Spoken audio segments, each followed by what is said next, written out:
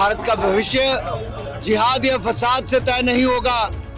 इन BJP वाले लोगों ने उसी तरह की वैक्सीन सब लोगों को लगवा दी। अरे राहुल बाबा, शर्म करो, शर्म करो। कोरोना जैसी महामारी में भी राजनीति करते हो। माफियाओं का राज चल रहा है। नमस्कार, जस्ट डेली पोल ट्रैक में आपका स्वागत है। दिन भर चुनाव और सियासत की दांवपेच की खबरों के साथ मैं अलीशा हाजिर हूँ। 2024 की चुनावी समर में नई शुरुआतें हुई हैं। नई चुनावी तू मैं के मुद्दे के साथ है। कोरोना काल में देश की मोदी सरकार ने संक्रमण से लड़ने के लिए लोगों से ताली और थाली दोनों बजवाई थी और घर के बाहर दिए भी जलवाए थे। इसके बाद संक्रमण से बचाव के लिए लोगों को वैक्सीन लगवाई गई। आज वही वैक्सीन सवालों के घेरे में खड़ी है। ब्रिटिश मीडिया रिपोर्ट के मुताबिक एस्ट्राजेनेका यानी वो कंपनी जिसने कोरोना वैक्सीन कोविशील्ड बनाई थी, उस पर आरोप है कि उनकी वैक्सीन से कई लोगों की मौत हो गई है। वहीं दूसरी तरफ सोशल मीडिया पर प्रधानमंत्री नरेंद्र मोदी की एक तस्वीर भी वायरल हो रही है जिसमें वो कोवैक्सीन लगाते हुए नजर आ रहे हैं और लोग जमकर प्रतिक्रियाएं भी दे रहे हैं। कोरोना वैक्सीन कोविशील्ड पर हुए इस नए खुलासे से भारत में राजनीति भी शुरू हो गई है। सपा प्रमुख अखिलेश यादव ने मोदी सरकार पर कई इल्जाम लगाए हैं। वैक्सीन को लेकर के जिस तरह की बहस छिड़ गई है, वो आज ही मैं किसी चैनल की खबर पढ़ रहा था कि कोई बेटी किसी कार्यक्रम में शामिल थी, हार्ट अटैक हुआ और जान चली गई। इन बीजेपी वाले लोगों ने उसी तरह की वैक्सीन सब लोगों को लगवा दी। कोई ये भी जानकारी दे रहा था कि जब भारत की जो वैक्सीन बनी थी, हम सवाल नहीं खड़ा कर रहे, न प्रश्न लगा रहे, लेकिन जब वो तैयार हुई तो जो अप्रूवल वाले लोग थे, जिन्होंने अप्रूवल दिया था, उन लोगों ने भी वो वैक्सीन नहीं लगाई थी। जब अप्रूवल देने वालों ने वैक्सीन नहीं लगाई और आम जनता की वैक्सीन लगवा दी। वहीं दिल्ली के स्वास्थ्य मंत्री सौरभ भारद्वाज ने भी कोविशील्ड वैक्सीन के साइड इफेक्ट्स को लेकर चिंता जाहिर की है और मोदी सरकार पर निशाना साधा है। Is sudden rise of heart attacks related to corona vaccine? ये सवाल सबके मन में है, ये चिंता सबके मन में है, क्योंकि सबके घर में लगभग सभी सदस्यों को कोरोना की वैक्सीन लगाई गई है। वहीं विपक्ष पर हमलावर होते हुए अमित शाह ने कोविशील्ड पर उठते सवालों का जवाब दिया है। अरे राहुल बाबा, उस वक्त भी कहते थे ये मोदी टीका है, मत लगाइयो, ये तो अच्छा है। कोरबा वालों, आप लोग उनका सुनते नहीं हो, आपने टीका लगा दिया, कोई उनकी सुनता नहीं, देश बनने लगा। फिर एक दिन परेशान होकर वो भी रात को बहना को लेकर अंधेरे में टीका लगाए। अरे राहुल बाबा, शर्म करो, शर्म करो। कोरोना जैसी महामारी में भी राजनीति करते हो। पिछले कुछ दिनों से कई नए शब्द ट्रेंड कर रहे हैं। इसमें सबसे पहले नंबर पर संविधान, विरासत टैक्स, मंगलसूत्र, 400 पार, गारंटी, आरक्षण, फेक वीडियो जैसे सारे शब्द सत्ता के शब्दकोश में जगह बनाने में कामयाब हो रहे हैं। हो सकता है कि एक आध शब्द मुझसे मिस भी हो गए हों।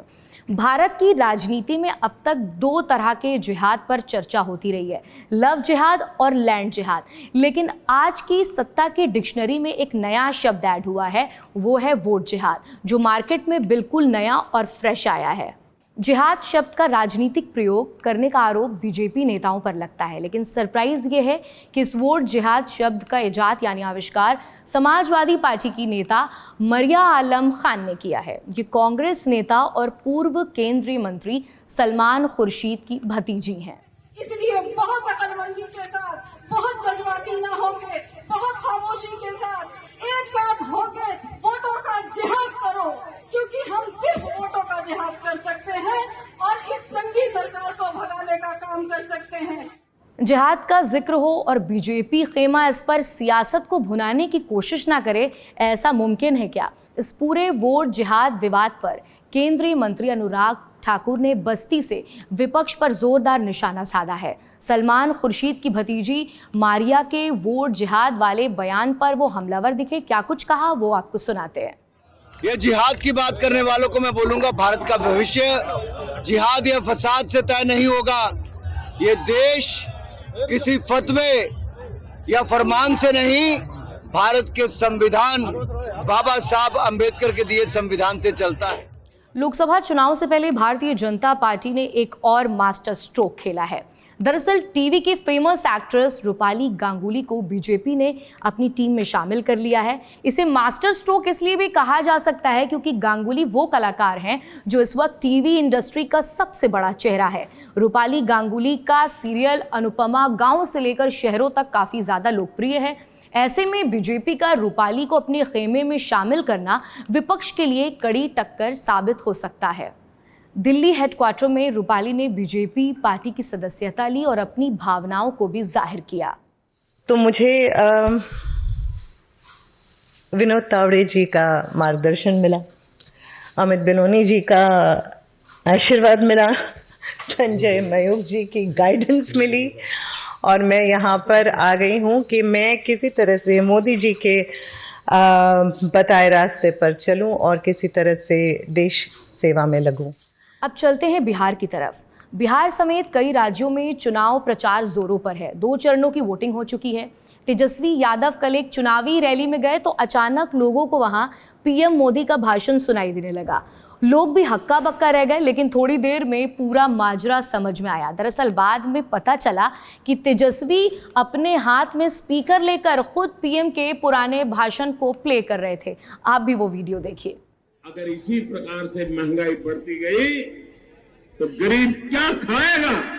लेकिन प्रधानमंत्री महंगाई का म बोलने के लिए तैयार नहीं है, महंगाई का म बोलने के लिए तैयार नहीं। अब बात करते हैं राजधानी की। दिल्ली में लोकसभा चुनाव में बीजेपी ने 7 की 7 सीटें जीती, लेकिन इस बार मामला थोड़ा टाइट है। कांग्रेस और आम आदमी पार्टी एक हो गए हैं। बीजेपी ने 7 में से 6 सिटिंग एमपी के टिकट को काट दिया है और रिपीट उम्मीदवार नॉर्थ ईस्ट दिल्ली से मनोज तिवारी को मौका दिया है। इसलिए दिल्ली में तिवारी के लिए बीजेपी ने बड़ी तोपें उतार दी हैं। इसी की कड़ी में रक्षा मंत्री राजनाथ सिंह ने दिल्ली में मनोज तिवारी के समर्थन में रोड शो किया और दिल्ली की जनता से मुखातिब होते हुए राजनाथ सिंह ने क्या कहा वो आपको सुनाते हैं। मैं विश्वास के साथ कह सकता हूं, चाहे प्रदेश हो, चाहे देश हो अथवा दिल्ली की समस्याओं को प्रभावी तरीके से संसद में आवाज देने का काम यदि कोई करता है तो आपका सांसद मनोज तिवारी करता है। बंगाल में बहरमपुर से कांग्रेस उम्मीदवार अधीर रंजन चौधरी एक रैली में टीएमसी के ऊपर बरसते हुए नजर आए और कहा कि टीएमसी से बेहतर बीजेपी को आप वोट दे दें। तृणमूल के भोट देওয়া মানে তার থেকে ভালো বিজেপিকে ভোট দিবি না। তৃণমূলকে ভোট দেওয়া মানে তার থেকে অনেক ভালো বিজেপিকে ভোট দিয়ে দেওয়া। इस पर तृणमूल कांग्रेस की नेता सुष्मिता देव ने अधीर रंजन चौधरी की खिल्ली उड़ाते हुए ट्वीट किया और आरोप लगाया कि बंगाल में कांग्रेस का स्टार कैंपेनर बीजेपी के लिए वोट मांग रहा है। आपने कई दफ़ा देखा होगा कि लोकसभा चुनाव में जनता को इम्प्रेस करने के लिए नेता अलग अलग अंदाज में चुनाव प्रचार करते हैं ताकि वोटर्स के दिल को जीत सके।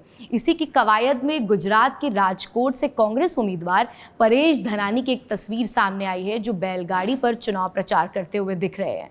वहीं असम के डुबरी माफिया राज होने का आरोप लगाते हुए कांग्रेस नेता प्रियंका गांधी वाड्रा ने दावा किया है कि मुख्यमंत्री हेमंत बिस्वा शर्मा अनेक घोटालों में शामिल हैं।